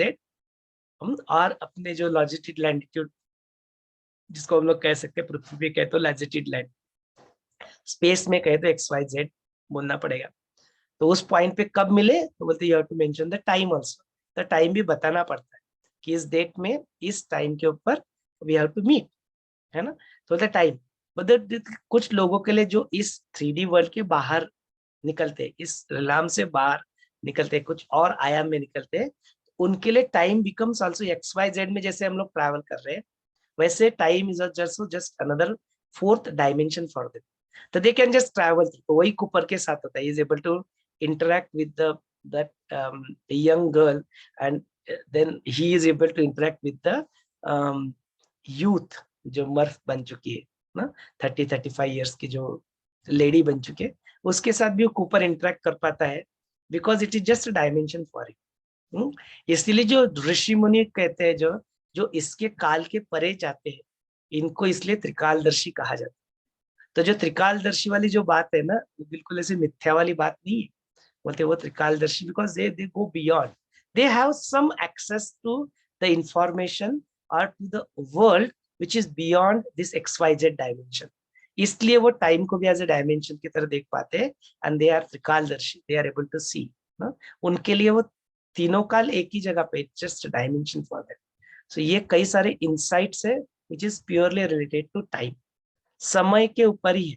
और फिर जो कालातीत होते हैं, वही फिर महादेव, वही शिव, जिनको काल बंधन में बांध नहीं सकता, हु इज बियॉन्ड कालातीत, that is what you are, वही शिव तुम हो। तो ये एक आध्यात्मिक पर्सपेक्टिव है। इसका अपने प्रैक्टिकल जीवन, अब तीनों हो गया, एक कहानी हो गई, आध्यात्मिक रिव्यू हो गया, और साइंटिफिक रिव्यू हो गया। इस टाइम का, इस कॉन्सेप्ट का अपनी प्रैक्टिकल जीवन में क्या महत्व है? तो बोलते अपनी प्रैक्टिकल जीवन में इसको तुम देखो कि कुछ कुछ चीजें अपने जीवन में कैसे होती है प्रैक्टिकल लाइफ में। तो बोलते काल की सापेक्षता प्रैक्टिकल जीवन में आप कैसे अनुभव करते हो? तो बोलते जैसे तुम ट्रैवल करने के लिए निकल गए, बॉम्बे से पुणे आने के लिए निकले फॉर एग्जाम्पल, या कहीं भी अपना कोई भी ट्रैवल हुआ होगा आपके जीवन में, सब लोगों ने ट्रैवल किया, उसको याद कर लो। जैसे ही तुम्हारे सोर्स से निकलते हो, तुम कुछ नहीं लगता, फिर बीच का टाइम जो है ना, बिल्कुल ऐसे ही चलते जाता है। जैसे ही वो एंड डेस्टिनेशन कुछ 15-20 मिनट, आधा घंटा पहले आता है, वो आधा घंटा कैसे बीतता है, irrespective you are traveling by plane, you are traveling by auto, you are traveling by train, or you are traveling by bus, वो आधा घंटा कैसे जाता है, या आपकी खुद की ट्रैवल से, you just feel that यार आ ही नहीं रहा है, नो, I'm just waiting। माने जब आप कुछ चीजों के बारे में वेट करते हो, तब वो समय का कालखंड कैसा लगता है, बहुत ज्यादा है, ऐसे युग युग के भांति लगता है। The same thing goes true with जब आप विरह के क्षण में होते हो। तो विरह के क्षण में जो कोई प्रेम प्रेमी एक दूसरे से मिलना चाहते हैं, या कोई बच्चा अपने माँ बाप से मिलना चाहता है बहुत समय के बाद, तब वो कैसा फील करता है उस समय को? बोलते कल ही मिल चुका होता है, बोलते आज, बोलते अरे ऐसा लग रहा है युग युग से युग बीत गए, तब से मिला ही नहीं, बोलते तुमको कल ही मिला था। तो बोलते कैसे विरह के क्षण कैसे होते हैं, यू फील दैट कि बिल्कुल लंबे लंबे लंबे लंबे चलते हैं। और थोड़ा सा प्रैक्टिकल व्यू से इसको देखते हैं, तो जो सुख के क्षण होते हैं, तो वो सुख के क्षण कैसे लगते हैं, अरे इतने साल बीत गए पता ही नहीं चला। See we have seen all these expressions, no, बोलते युग बीत गए, और बोलते कुछ, अरे इतने जल्दी बीत गया, कुछ पता ही नहीं चला। Haven't we observe those? These are all practical aspect of our time, है ना, कि जो समय जो आपको प्रतीत होता है, परसीव होता है, वो परसेप्शन जो है आपका, दैट इटसेल्फ इज सापेक्ष, वो भी रिलेटिव है ना। इसीलिए जब आप कुछ चीजों का ऐसे अनुभव करते, तो ऐसे अलग अलग अनुभवों को आप लेते हो। देन समय का और एक डायमेंशन, और एक एस्पेक्ट है, और वो होता है ड्रीम से रिलेटेड। तो बोलते जो समय आपको यहाँ पे लगता है, वो समय जब आप ड्रीम में चले जाते हो, तो ड्रीम रन्स फास्टर, बिकॉज वहां पे मैटर का लिमिटेशन वहां पे है नहीं उसके लिए। It is able to think faster, it is able to work faster, because there is no limitation. तो बोलते जैसे जैसे तुम अलग अलग लेवल्स ऑफ ड्रीम पे जाते हो, अगेन वहां पे जो समय का जो कॉन्सेप्ट होता है, वो समय का कॉन्सेप्ट वहां पे अलग अलग हो सकता है। तो ये हमने इंसेप्शन नामक मूवी में भी देखा। तो बोलते उनको कितना घंटा मिलता है, उसको सिर्फ 10 घंटा मिलता है, वो 10 घंटे की फ्लाइट रहती है। तो फिजिकल रिलाम में दे आर ट्रेवलिंग 10 आवर्स। वही चीज उनको लेवल 1 ड्रीम में लेके जाता है, तो they get 1 week in the level 1। वही चीज वो लेवल 2 पे लेके जाते हैं, तो बोलते दे गेट 6 मंथ्स। वही फिर जो लेवल 3rd पे लेके जाते, तो बोलते दे गेट 10 years। उसी को फिर लेवल 4th में लेके जाते, तो इनफाइनाइट टाइम उसको मिल जाता है। बोलते वहां पे टाइम की it's not time bound, because you are under coma. तो कोमा के अंदर वो बंदा चला जाता है, तो उसके लिए जो लेवल 4 पे आता है, तो उधर के टाइम का कोई बाउंड। तो बोलते इस तरह से वहां पे होता है। इसलिए हमने देखा ना, वो लेवल 1 पे जो कार जो होती है वो गिरती है, तो बोलते वो गिरने वाली जो कार है ना, उसके अंदर इनको वहाँ पे 20 मिनट मिल जाते हैं, because they are under level 3, और वो 20 मिनट के अंदर they have to finish off that. And जब वो गिरती है तो कितना टाइम लगेगा ना, पूल में से जो ऊपर गिर गई है कार, उसको कितना लगता है, कुछ सेकंड्स। तो मतलब कुछ सेकंड्स का उनको वहाँ पे 20 मिनट मिल जाता है, इसलिए इन 20 minute they finish that operation. And ultimately जब वो कार डूबती है वहाँ पे दे कम टू दैट लेवल 1। तो उसमें भी जो होता है वो उसमें लेवल 1 पे रुक जाता है, बाकी के लोग वहाँ पे चले जाते हैं। तो वो लेवल 1 पे वो जो उसका जो दूसरा जो जिसने कॉन्ट्रैक्ट दिया था, उस कॉन्ट्रैक्ट था उसको भी लेके वो जाता है उधर। तो इस तरह से, और उसका एज भी देखो बूढ़ा हो चुका था लेवल 1 2 होने की वजह से, बिकॉज वो ही वो जो लेवल 2 है वहां पे वो इज डाइड, उसको गोली लग जाती है वहां पे, फिर आखिरी थर्ड लेवल में उसको वो बॉम्ब डाल देता है और खुद ही मर जाता है। तो he comes back to the level 1, और लेवल 1 पे वो जिंदा रहता है, he is never able to go back to the original flight वाला ने। फिर वो जाता है, वो रॉक जाता है उसको, वो मना के समझा के दोनों, फिर दे कम बैक। इस तरह से उस इंसेप्शन में मुझे दिखा। So this is an another concept of time which comes in a dream, है ना। तो ड्रीम में बोलते हैं वो आपका जो तुम्हारा जो समय है, वो ड्रीम में वो काफी फास्टर और फास्टर होता है। इसका और एक प्रैक्टिकल एस्पेक्ट है जो आध्यात्मिक एस्पेक्ट भी है, बोलते that is related to your जन्म मृत्यु। तो बोलते तुम्हारा जन्म का जो काल खंड जो तुम्हें यहाँ पे 100 साल लगता है, मतलब वो 100 साल तुम्हारे जो पुराना जो जन्म था, बिकॉज तुम क्या कर रहे हो ना, नया जन्म माने क्या, और एक स्वप्न, you are watching one more dream no. जैसे वशिष्ठ ब्राह्मण, नॉट वशिष्ठ मुनि जो कथा सुने वो नहीं, वशिष्ठ ब्राह्मण और उनकी पत्नी अरुंधति, बोलते इन दोनों का वहां पे देहांत हो जाता है। वहां पे सिर्फ 8 दिन बीत चुके होते हैं, लेकिन उन 8 दिनों में यहाँ पे पूरा का पूरा जो आयुष्य है, लीलावती ब्रह्म पद्म राजा और लीलावती पद्म राजा का आयुष्य पूर्ण समाप्त होकर मर भी जाता है, जबकि उधर सिर्फ 8 दिन होते हैं। फिर पद्म राजा लीलावती के यहाँ पे जो यहाँ पे जिसका देहांत हो जाता है, वहां पे जिस 30 डेज होते हैं, वहां पे जो उसका विदुरथ राजा था ना, विदुरथ राजा का पूरा लाइफ खत्म होके वहां पे लड़ाई होके वो खत्म भी होके वो रिटर्न आता है, only 30 days year. So that is also another time का जो कॉन्सेप्ट है। तो बोलते हैं ऐसे सापेक्षता था। इसीलिए जो हमने जो यहाँ पे देखा हुआ है कि जो अभी प्रभु रामचंद्र जी त्रेता युग के एंड में आए, और फिर जो कृष्ण जो है द्वापर युग में आए, एंड देन यदि उसको ऐसे मैथमेटिकल कैलकुलेशन के स्वरूप में बिठाते तो 7-8 हजार के कालखंड में इतने फिर मल्टीपल युग कैसे हो गए, त्रेता भी बीत गया, द्वापर भी बीत गया, कलयुग भी शुरू हो गया, वो मैथमेटिकली फिट नहीं बैठता है। बट जब ऐसे रिलाम्स में हम लोग उसको इस पर्सपेक्टिव से देखते हैं तो बोलते जो जो युग की जो काल गणना उन्होंने उस वक्त उस युग में की थी, उस टाइम फ्रेम में थी, उनको उतना लंबा समय लगा, शायद अपने ब्रह्मांड में वो समय ज्यादा जल्दी फास्टर गति से जा रहा है। तो बोलते वो सापेक्षता को याद रख सकते हो। हम्म? तो कई सारे प्रश्न इस चिन्ह इसके ऊपर उठ सकते हैं, there is lot of debatable question that can arise, we can keep that, यदि उसके से चर्चा करनी है तो कर भी सकते हैं, नहीं तो उसको छोड़। तो लेकिन समय जो है कालखंड, समय के ऊपर ही बोलते इतना सब कुछ, and there is a lot that can be even spoken if you go into technical details of it and dimensions of it. So there are multiple videos available on YouTube, उसको भी आप देख सकते हो। तो this is on time, just specifically on time, इतने सारे aspect समय के यहाँ पे हो सकते हैं। What do you say?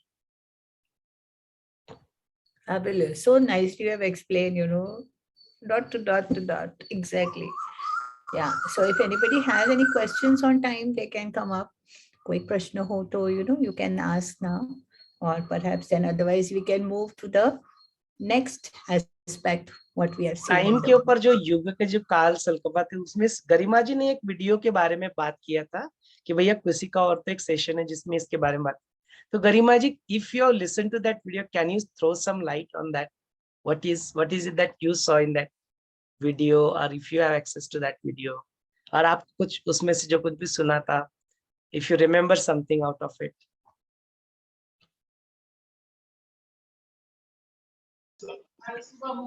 Yes, जय गुरुदेव भैया। हाँ जय गुरुदेव, वी कैन हियर यू, बोलिए।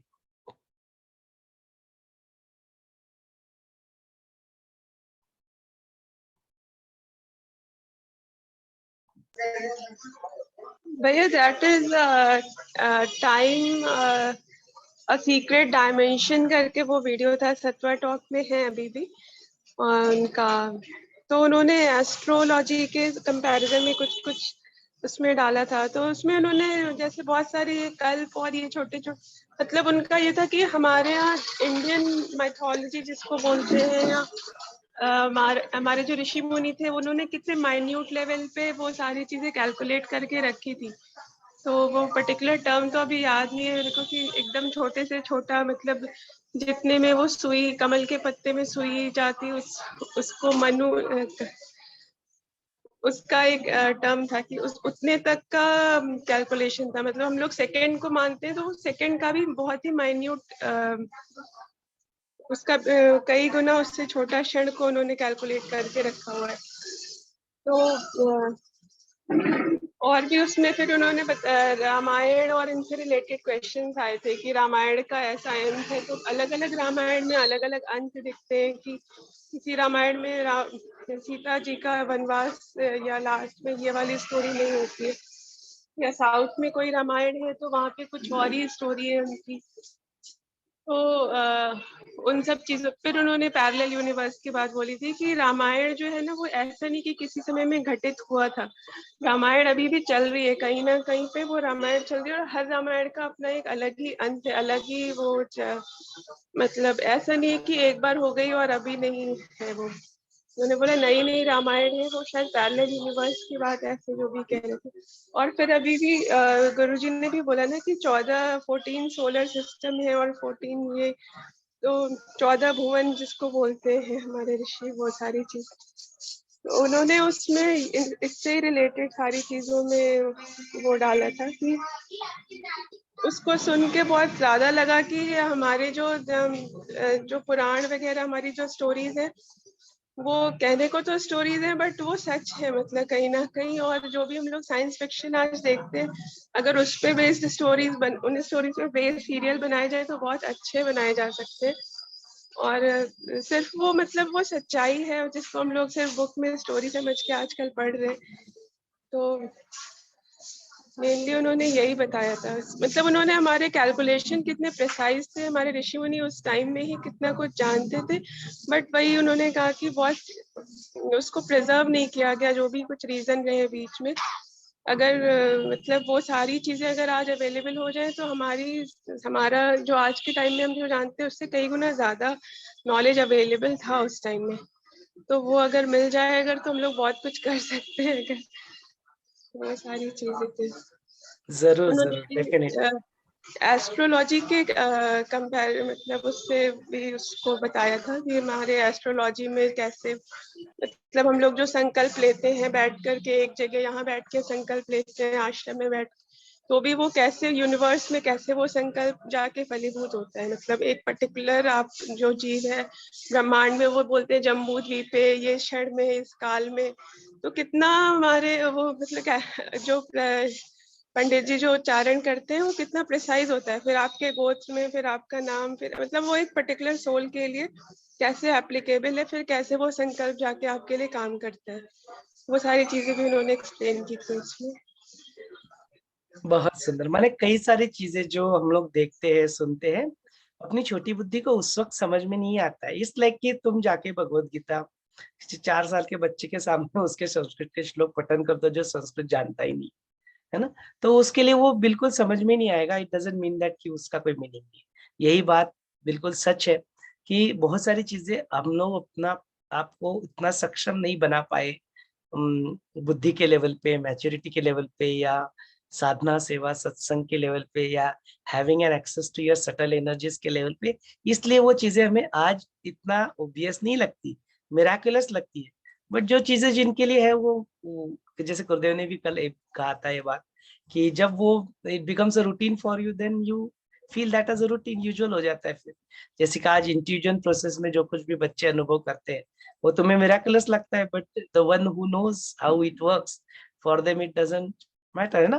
बोले कि आज वो कंप्यूटर में कई सारी जो चीजें होती है जो सॉफ्टवेयर इंजीनियर को कुछ नहीं लगता, बोलते लेकिन वो आदिवासी को जाके वहां पे दिखा दो तो उसके लिए वो भी मिराकल ही लगता है। कैसे हो रहा है भाई ये सब कुछ। उसको जाके थोड़ा सा एक आधा इंडस्ट्री में जो रोबोटिक्स है, उसको रोबोटिक्स से दिखा दो तो बिल्कुल वो तो अचंभित ही हो जाए एक रोबोट कैसे सब कुछ ये कर लेता है ना। तो ये बिल्कुल ठीक बात है ना। तो we should have always have that openness, जिसको हम लोग कहते हैं ना, वो ओपननेस हमारा होना चाहिए टुवर्ड्स द पॉसिबिलिटीज। हाँ ठीक है, you are not able to exactly prove the way it is been expected, but always have an openness, open view point towards that. Manish ji इसके बारे में, लेकिन उसके बाद भी वो जो अब का जो अपना जो पीरियड जो चल रहा है, और जो अभी का ये जो युग के जो नंबर ऑफ ईयर्स है, वो अपना जो युग जो चल रहा है उससे मैच तो नहीं होते। वो चीज एस्पेक्ट अभी भी मुझे किसी ने नहीं बताया हो। नोबडी हैज, मेरे मन में वो भी प्रश्न है। क्योंकि उसके हिसाब से ना, यदि देखा जाए ना, तो डिवाइन ईयर्स के हिसाब से 12,000 होते हैं। जो 4.32 बोले ना मैंने, उसको यदि डिवाइन ईयर्स में बोलते हैं तो दैट बिकम्स 12,000 ईयर। तो 12,000 ईयर में ऐसा है, तो जो अभी ऑलरेडी 7,000 साल बीत चुके, तो अनदर 4-5 हजार साल में फिर वो खत्म हो जाएगा, फिर दिस विल एंड। अभी 5,000 साल इटसेल्फ इज बहुत बड़ी बात होती है। तो अकॉर्डिंग टू दैट 7,000 साल यदि हो चुके हैं, तो अनदर 5,000 ईयर्स में दिस सृष्टि will go off, then the नया युग चालू हो जाएगा। फिर ऐसा कुछ कहना चाहिए, बट ऐसा कुछ बोलते हुए कोई दिखता नहीं है। भैया आप खुद से एक बार वो वीडियो देखिएगा, मे बी आपको उसमें कुछ उनके, क्योंकि उनके कैलकुलेशन काफी प्रिसाइज थे, उन्होंने बताया। नहीं, और वो कैलकुलेशंस की बात नहीं है, कैलकुलेशंस हमारे भी यहाँ पे वी नो दैट ना, हमने तो उसके बारे में बात किया ना। वो जो आप जो बात कर रही थी ना सूक्ष्म, उसको वो सतरेणु कहते हैं, दैट टर्मिनोलॉजी, और सतरेणु, रेणु, एंड देन जो मैंने बोला लॉगरिथम स्केल में 10⁻⁻7 तक ये लोग पहुंच चुके थे।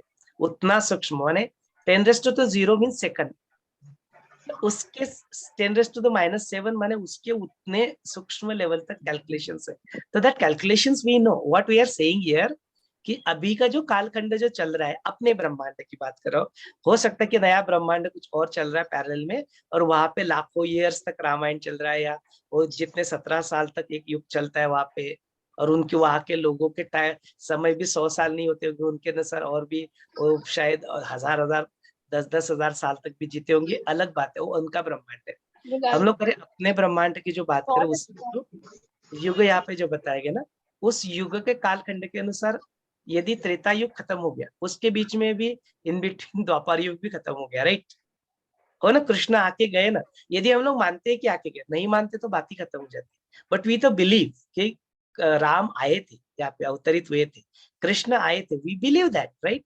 इफ वी बिलीव दैट कि राम आए थे और कृष्ण आए थे, और इतने एक 5-7 हजार साल में ये सब कुछ हो गया, इसका मतलब द्वापर युग खत्म हो गया ना इन बिटवीन। त्रेता युग था जब राम थे, कलयुग अभी चल रहा है, इन बिटवीन द्वापर युग खत्म हो गया, और 5-7 हजार के साल अंदर ही द्वापर युग खत्म हो तो गया ना। फिर मैं अपने ब्रह्मांड की बात कर रहा हूँ, अपने ह्यूमन ईयर्स की बात कर रहा हूँ। It is ended, right, Krishna came and gone, माने द्वापर युग चालू होके खत्म हुआ अभी अभी recently, with in this 7,000।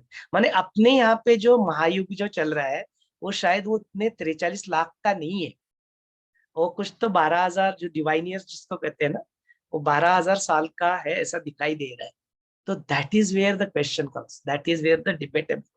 And जो टाइम का जो कैलकुलेशंस है, जो अणु, रेणु, सतरेणु, that also is one of the काल मापन है, काल मापन हो सकता है, बट वो अभी के लिए वो एप्लीकेबल, काल मापन एप्लीकेबल है, but not the time frame according to that काल मापन।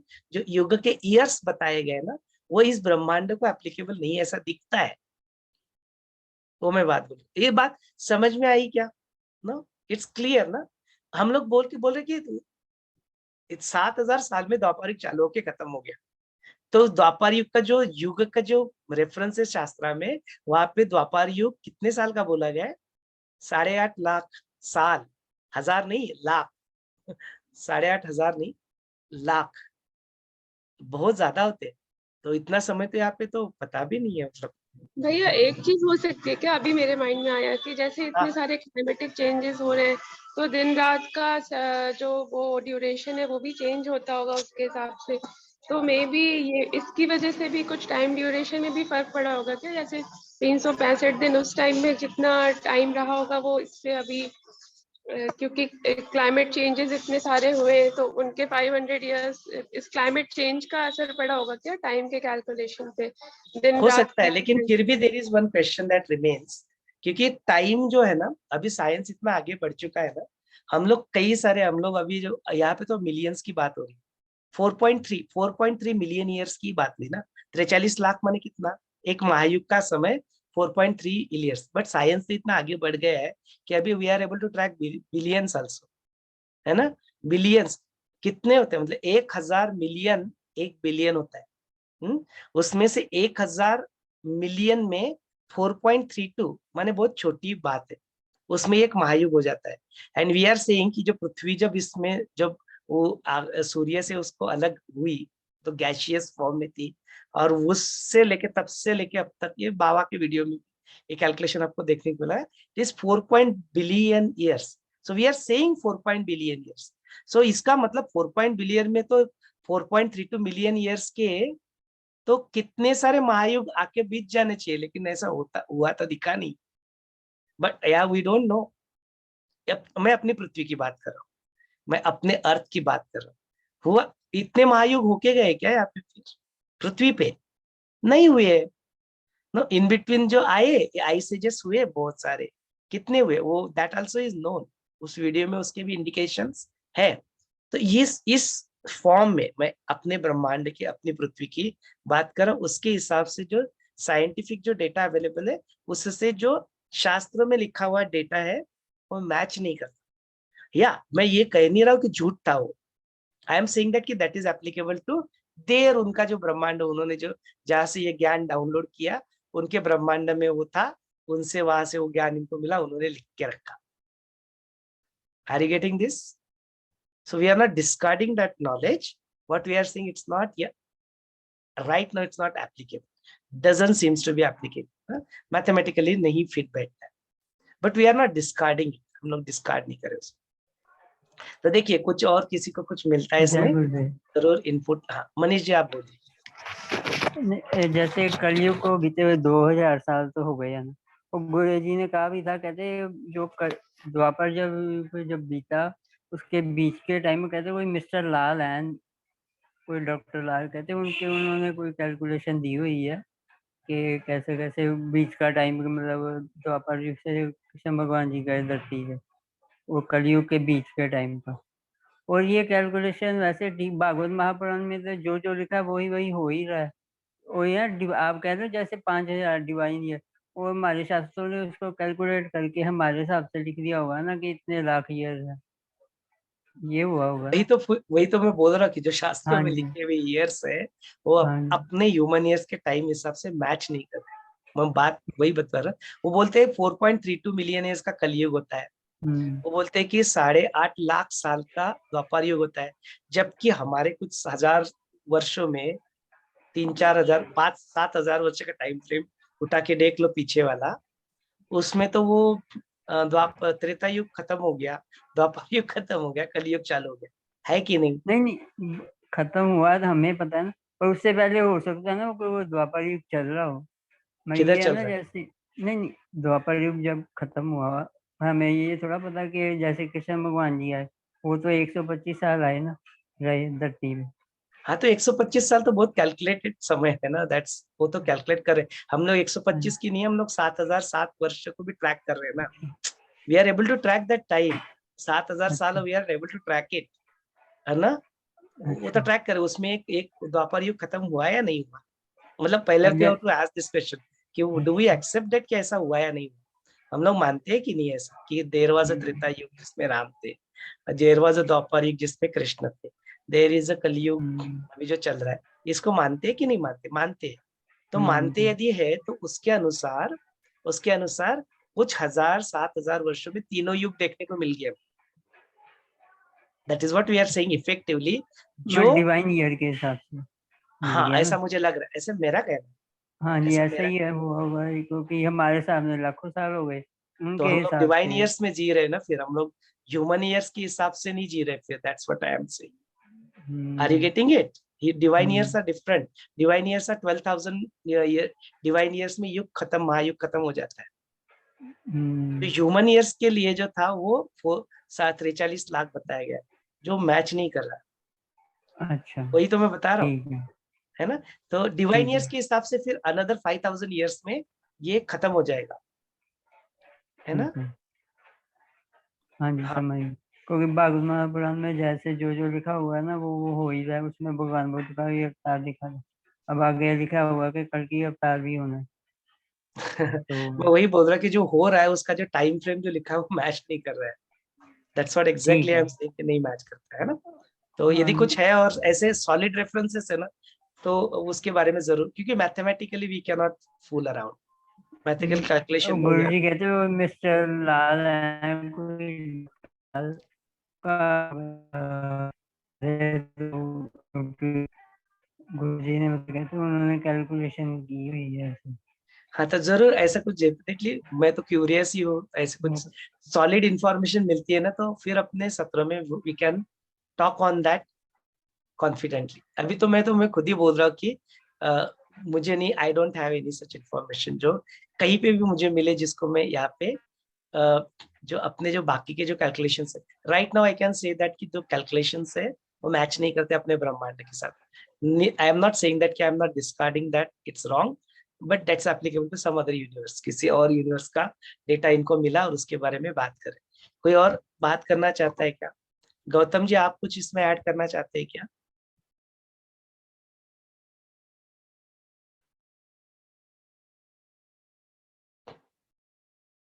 आप अनम्यूट कर सकते हैं अपने, पहले अनम्यूट, हाँ बोलिए।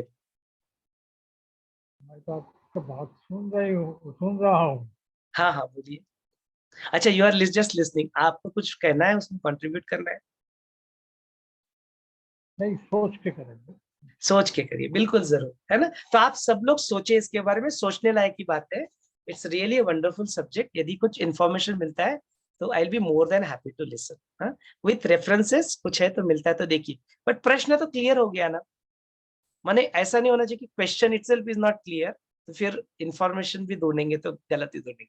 प्रश्न इज वेरी क्लियर, जो डेटा युग के टाइम फ्रेम के बारे में लिखा हुआ है कई सारे रेफरेंसेस पे, वो और अपना जो ब्रह्मांड का अभी का जो समय का कालखंड चल रहा है वो, डोंट गो इनटू ड्रीम वाले एस्पेक्ट में। और ड्रीम वाले एस्पेक्ट पे चलेंगे तो कैलकुलेशन हो ही जाएगा कुछ ना कुछ करके। Not that, I am telling you this normal जो लेवल 0 वाला, जो नॉट लेवल 1 वाला, ड्रीम 2 वाला, वो नहीं, नॉट पैरेलल यूनिवर्स वाला टाइम फ्रेम में नहीं, मेरे ब्रह्मांड का अभी चलने वाला जो समय है उसमें राम भी आके गए, कृष्ण भी आके गए और कलयुग भी चल रहा है।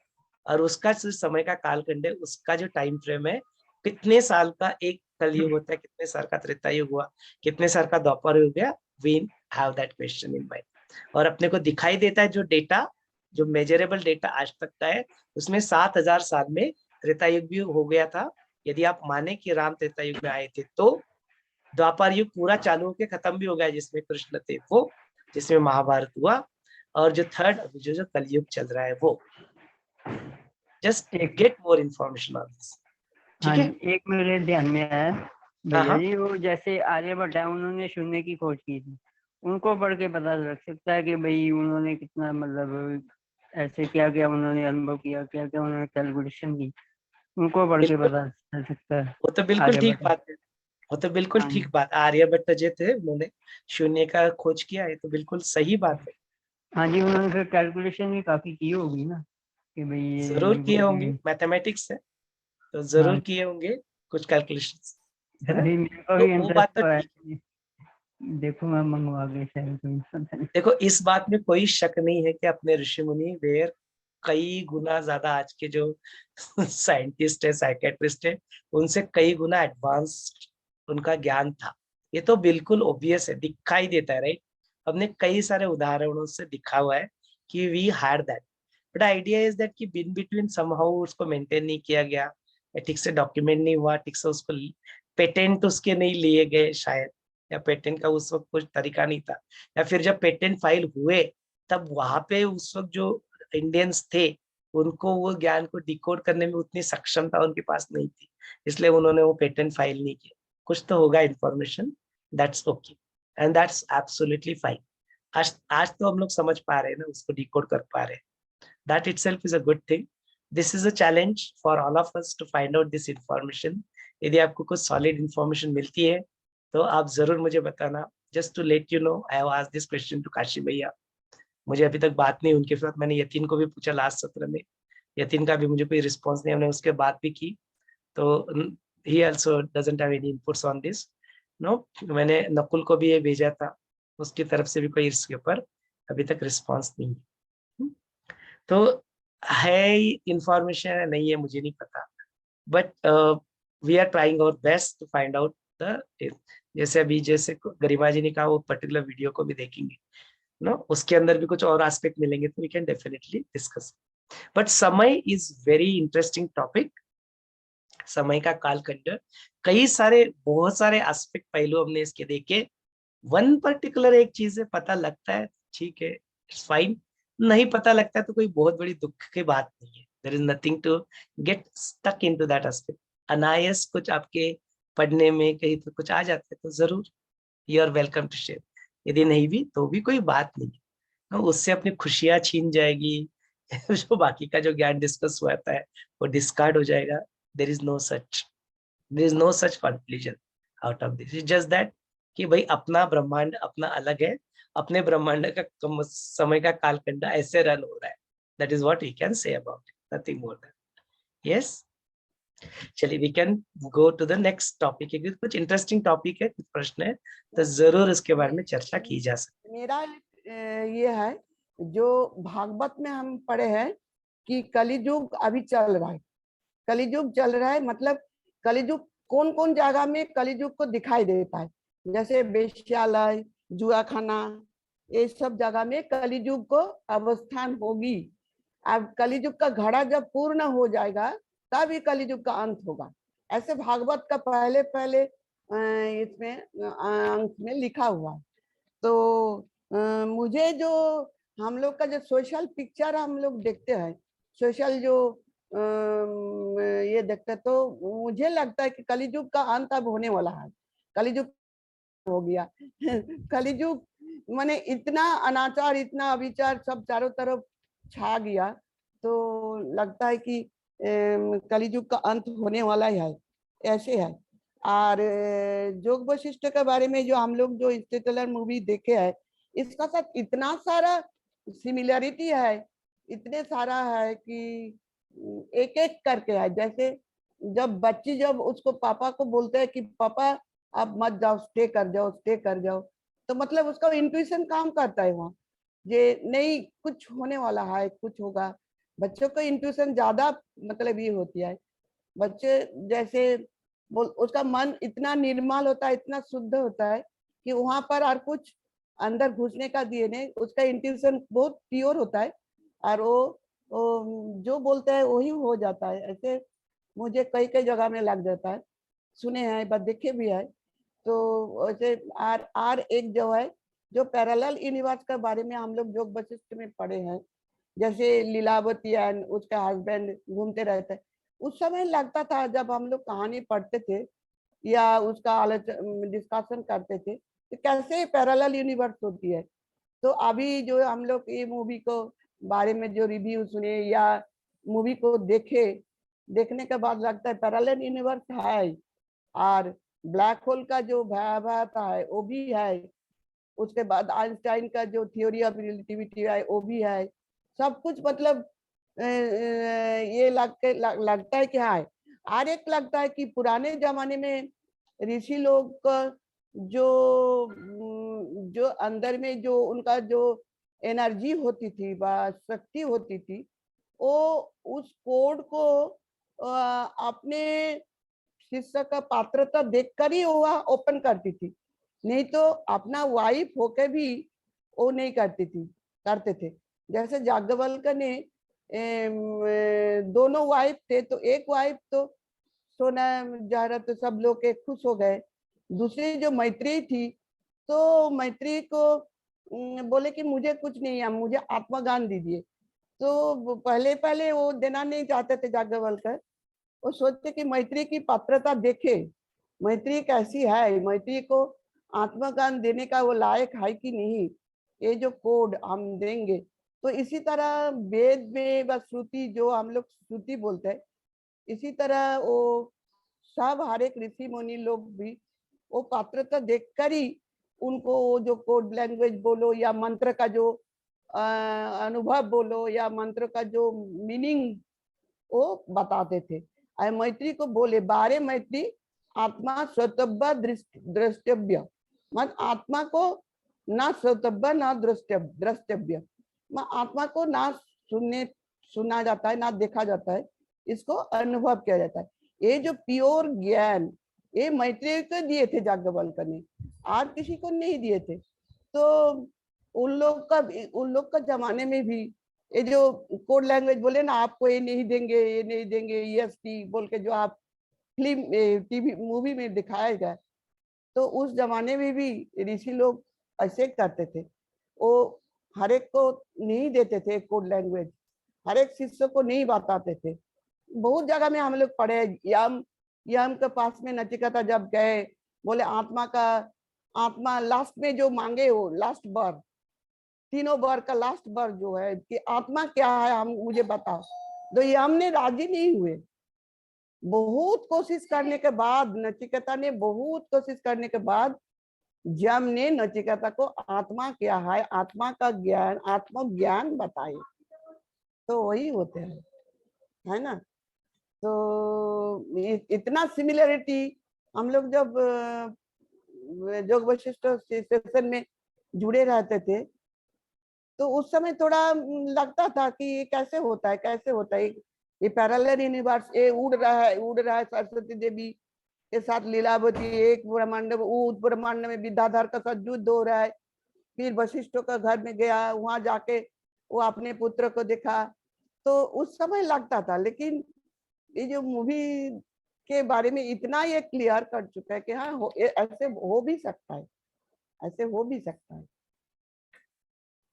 एब्सोल्युटली, बहुत सुंदर रमा जी। और वही बात है जो मर्फ जो रहती है ना, जो बच्ची रहती है, तो उसको somehow that intuition is there कि कुछ तो कम्युनिकेट कोई तो करने का प्रयत्न कर रहा है, बट जो उसको जो कम्युनिकेट किया जाता है वो अपने इंटेलिजेंस से, दैट इज द डिकोडिंग वो करती है ना। तो वो इंटेलिजेंस से उसको डिकोड करती है कि व्हाट इज बीइंग कम्युनिकेटेड। तो दोनों एस्पेक्ट आते हैं, इंटेलिजेंस भी आता है यहाँ पे, बुद्धिमत्ता भी उसके प्रयोग में लाती है वो, और इंट्यूजन भी लाती है। इंट्यूजन से क्या पता चलता है कि देयर इज समथिंग मोर। सामान्य दृष्टि का इंसान वहां पे देखेगा, अरे धूल मिट्टी आई, कुछ तो हो गया, बट द इंट्यूजन की वजह से उसको समझ में आता है कि सम कम्युनिकेशन इज हैपनिंग, कोई तो मुझसे कम्युनिकेट करना चाहता है, वो इंट्यूजन ही होता है उसका। So that is both the aspects are covered by Rama ji, thank you so much. चलिए थोड़ा नेक्स्ट इसमें और टॉपिक है, उसके ऊपर जाते हैं। हम लोग बचपन में पापा जब कुछ कॉन्फिडेंशियल बात करते थे, पापा जब दरवाजा बंद करके किसी के साथ कुछ कॉन्फिडेंशियल बात करके, मुझे मालूम नहीं था पापा कॉन्फिडेंशियल बात करे, मैं दरवाजा ऐसे धक्का दे दिया, तो पापा को उस समय आंख देख के मुझे थोड़ा उस समय गुस्सा लगता था कि पापा मुझे क्यों नहीं अंदर जाने दे रहा है। लेकिन अभी जितने उम्र हुआ, वो समझ गए कि वो मेरे लायक नहीं है, पापा का जो कॉन्फिडेंशियल बात वो मेरे सुनने लायक नहीं है। उस समय गुस्सा होता था, लेकिन बड़े जैसे होते गए, yes now you are able to acknowledge कि उन्होंने वैसा क्यों किया। यस डेफिनेटली, तो that's a part of the maturity. जब वो मैच्योरिटी आता है तो then we are able to comprehend कि द थिंग्स जो जिस तरह से हुआ वो क्यों कैसे हुआ ना, we get more dimension to it, तो नया दृष्टिकोण उसके बारे में प्राप्त होता है, and then you don't mind it. बहुत सुंदर। चलिए, इस मूवी में टाइम के अलावा और भी कई सारे एस्पेक्ट्स कवर हुए।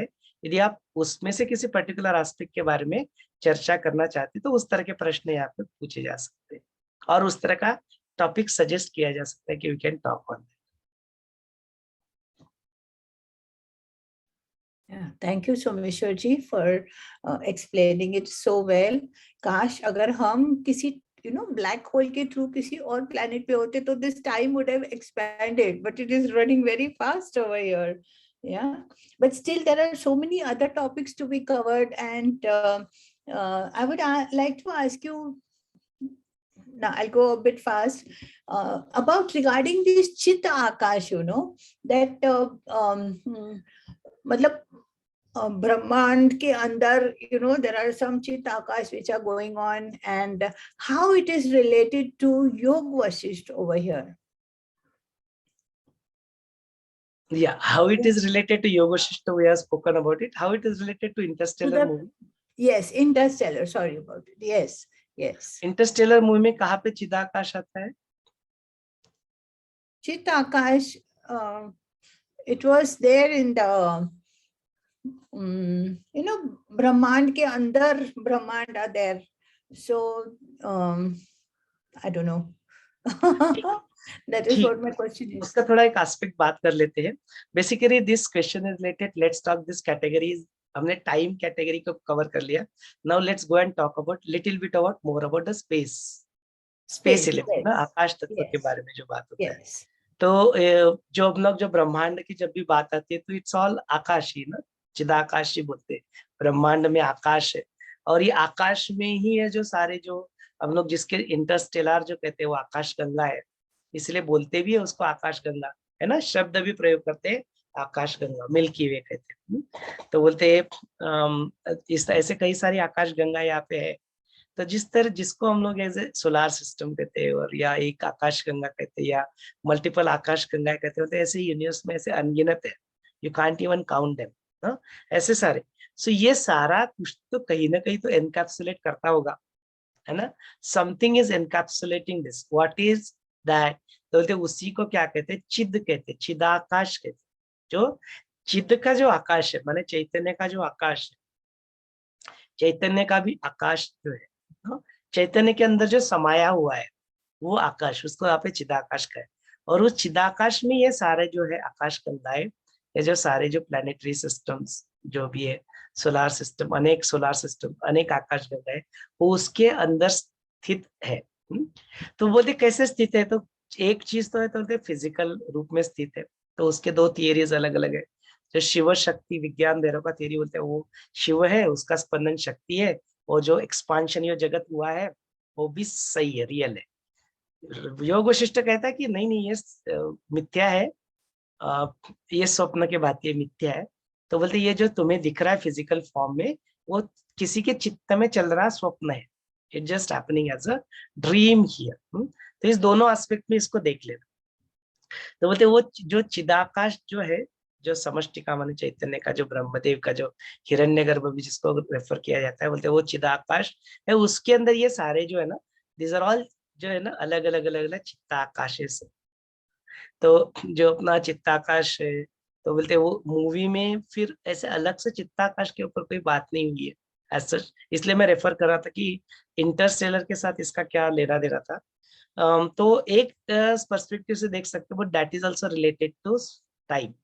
तो जो कूपर जो रहता है ना, वो कूपर जब ब्लैक होल में चला जाता है, then he translates into, he goes into different आयाम. वो थर्ड डायमेंशन से निकल के वो अलग डायमेंशन में चला जाता है. And for him the time becomes the dimension. माने he is out of this 3D जो हम लोग जिसमें जीते हैं उसके परे जाता है, और उसमें से वो इसको देख पाता है. इसीलिए वो क्या कर पाता है, उसको एक्सेस कर पाता है टाइम डायमेंशन को. तो कैसे कह सकते हैं कि जो मर्फ का चित्ताकाश है probably is able to communicate. वो तो डायरेक्टली नहीं कम्युनिकेट करता चित्ता के साथ, वो फिजिकली ही ग्रेविटी के थ्रू, बिकॉज चित्त के लेवल का कम्युनिकेशन नहीं दिखाया है. That aspect is not covered here. जो इंसेप्शन में कवर होता है ना, कि वो उसके चित्त के अंदर घुस के, मन के अंदर घुस के, उसको मन के अंदर उस आइडिया को इजाद करना आता है, वो यहाँ पे नहीं हो रहा है. यहाँ पे ही need a mechanism which will work in a physical realm where उस यूनिवर्स से वो इस यूनिवर्स में कम्युनिकेट कर पाए. And that communication is possible only through gravity. इसके लिए वो ग्रेविटी को यूज करके वो जो है वहां पे जो धूलिकण होते हैं उसको नीचे गिरते गिरते विशिष्ट आकार में जो बारकोडिंग तैयार हो जाती है. तो उस बारकोड को डिकोड करने का तरीका मर्फ को पता होता है, उसको डिकोड कर लेती है. लेकिन यहाँ पे कम्युनिकेशन कैसे हो रहा है? It is through gravity. So gravity is in a physical रिला, है ना.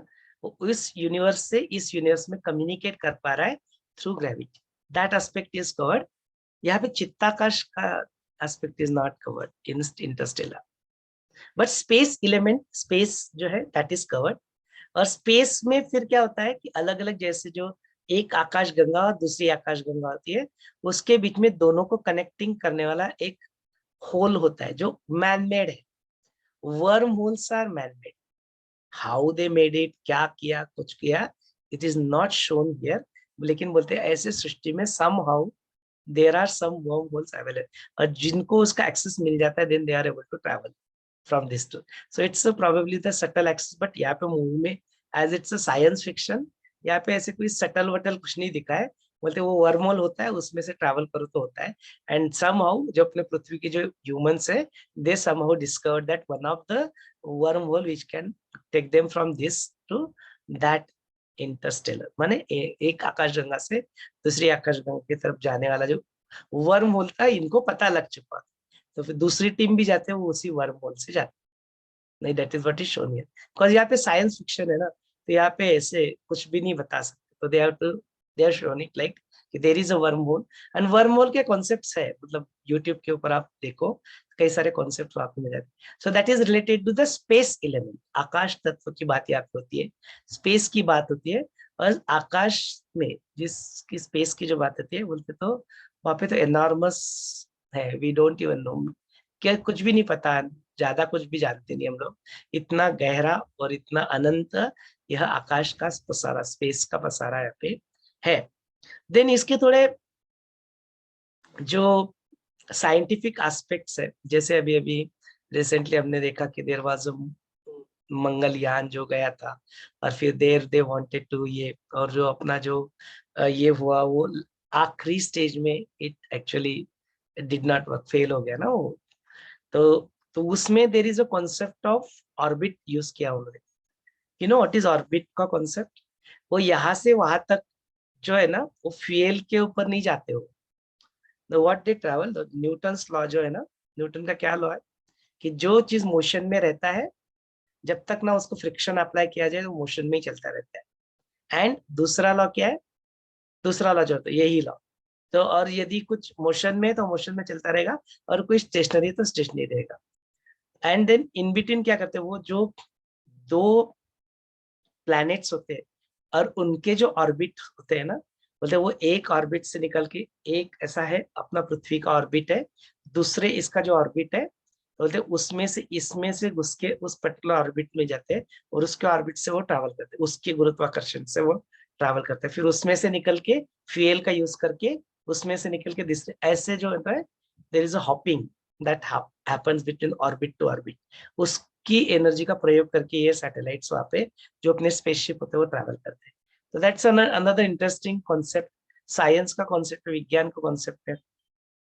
ज्यादा जानना है तो there is a channel called Discovery Plus, तो हाउ द यूनिवर्स वर्क करके उसमें एक वेब सीरीज है, you are welcome to watch that. यदि आपको साइंस में, एस्ट्रोनॉमी में, स्पेस में काफी इंटरेस्ट है, बहुत सही वीडियोस है, वो आप देख सकते हैं।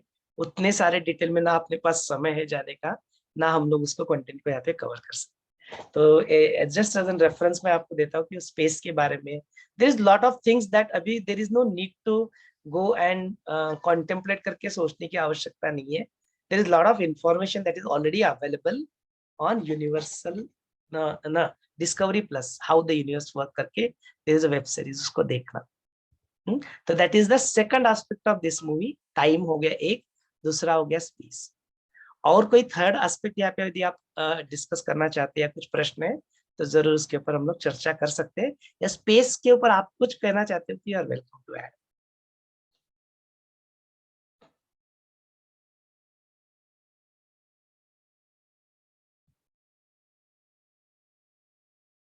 गौतम जी आप कुछ कहना चाहते हैं क्या? अच्छा, you are talking to Rama ji, okay.